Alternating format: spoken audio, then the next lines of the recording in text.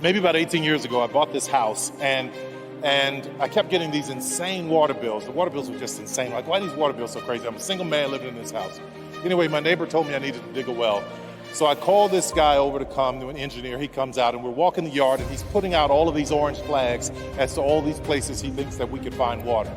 As he's digging one, I said, okay, go ahead. So as he starts digging this one well, didn't hit anything. And I was like, wait a minute, you just dug this deep and I still have to pay you even though you didn't hit water? He's like, that's how it goes. I'm like, okay, fine. So then he goes on to the next one. Little flag, he's digging, never hits water. He goes to the next one, never hits water. And I keep having to pay these bills. And I got so frustrated, I said, never mind, I'll just keep paying the water bill because I'm not gonna do this. A few months pass, I still get these crazy water bills. So what I decided to do was call him back. So he comes back out. I said, you dig right here, this well, and you dig and you don't stop until you hit water. So he starts digging. He gets down to about 800 feet. He said, we haven't hit water, this is pretty deep. I said, you keep going. Gets down a little deeper, still has not hit water. I'm saying, you keep going, you keep going. He said, okay, we're gonna take the night off. We're over 1,000 feet deep, we'll be back in the morning. That night I thought about it, I said, you know what, I'm just wasting money, I'm not gonna do it. As soon as he gets in the morning, I'm gonna tell him to stop digging. That morning, he comes out, he starts the machine, I'm on my way down to him, the machine starts.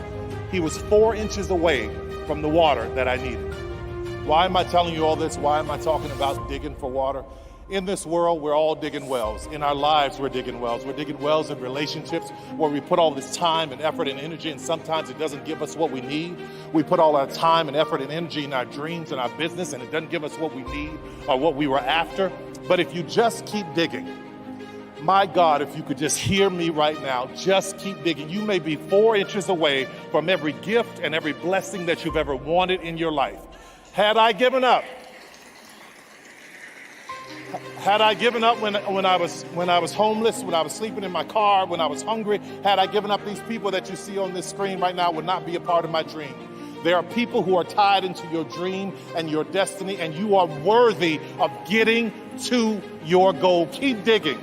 Don't stop.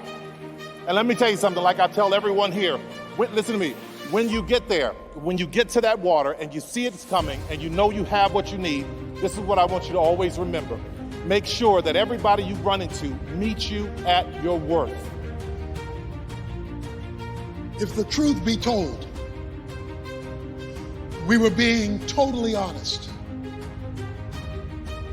Most of us don't like waiting. Particularly if we're waiting for something to change or something to get better.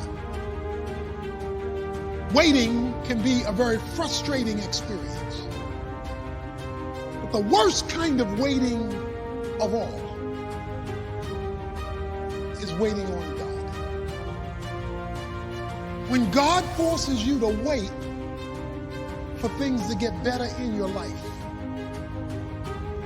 for things to improve, to change, to reverse, and nothing is happening.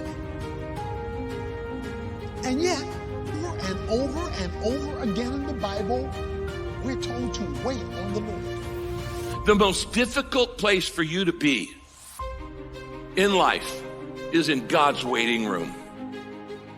In God's waiting room. Some of you are in God's waiting room right now. What is God's waiting room? When you're in a hurry for something to happen and God isn't. That's God's waiting room. Some of you are in a hurry to graduate.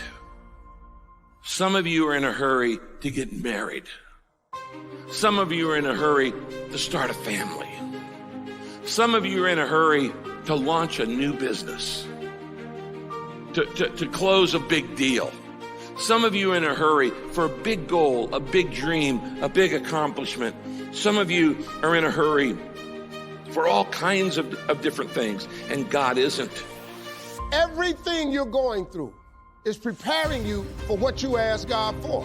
You just got to quit tripping while you're in the process, because the process is necessary. You may not see it now, but when he gets you on the other side of it, you're going to see exactly why it went that way. And you're going to be okay with it. And my faith is the belief in things that you cannot see.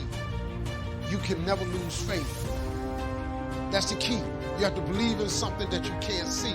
You have to believe when you don't see no way how. You have to buckle down and keep believing. God is always coming. Here's the deal. The moment you ask God for something, he boxes it up and he ships it to you. Here's the problem with the package. He never gives you the date that it's going to arrive. It's going to come. He just don't tell you when. If he told you when, it would destroy the relationship that's required to have an abundant life, which is faith. If God told you you were going to be rich in August of 2021, do you know how crazy you would talk to people from now until then? Because you know on August 21, I'm going to be rich. But he don't tell you when the package is going to arrive. So here's the deal. He wants you to stay in faith to receive the package, because he only delivers to Faith Street. If you step off over here to I Don't See How Boulevard, he don't ship there. If you get over here to I Don't See How Circle, he does not ship there. He only sends the boxes to Faith Street. So when he sends it and you'd have moved off Faith Street, the package got to go back. It's just like UPS or the post office. If they send you a box and you ain't home, they take it back. That's how it works, man. Let me tell y'all something. Being successful is not a magic trick. You just have to learn the principles of success. I ain't got no degree. I got nothing like that to tell you about. I didn't finish school. I flunked out of school. I'm on my third marriage. Lost everything I've owned twice. Been homeless, lived in the car. Jeez. A man without a dream or vision shall perish. That's what the Bible is built on. It's what God puts in your imagination for you to have. Everything God wants you to have, he puts it in your imagination. Albert Einstein said imagination is everything. It's the preview to life's coming attractions.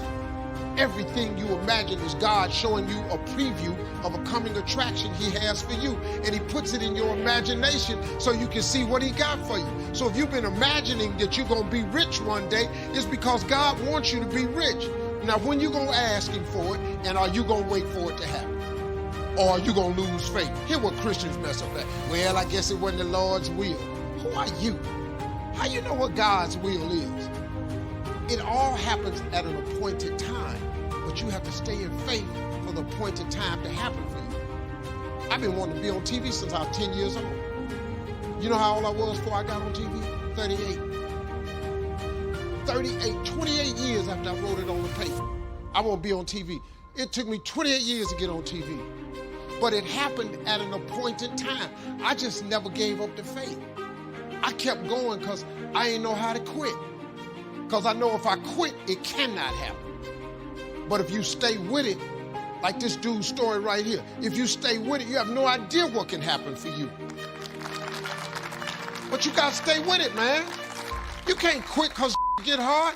This dude done lost his legs. He's still funky with it. You can't quit because you got your leg. What you tripping for?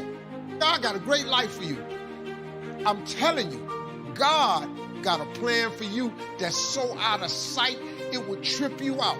All you got to do is ask him for it and wait on it and be willing to work. Faith without works is dead. That's all you got to do. You don't need no education. I flunked out of school. Look at me. Mark Zuckerberg and Bill Gates don't have a degree between the two of them. But they got more degrees working for them than a thermometer. You know how many people I got working for me that got degrees? Everybody high got a degree. Because I know I ain't that smart. But I got money for you. You smart, here go, how much you want? You told me $150,000 a year. Here you go. Man, Steve paid me $150,000 a year. Bro, you got what I don't have. You gonna take that $150 and help me get this billion?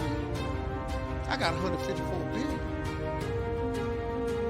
How God give me this and he won't give it to you? I ain't a better Christian than you.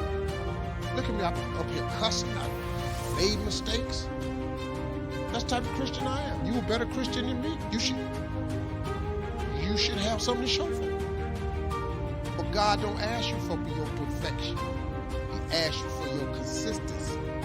There's none perfect, no, not one.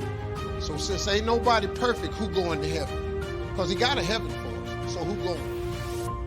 I figure I'm going.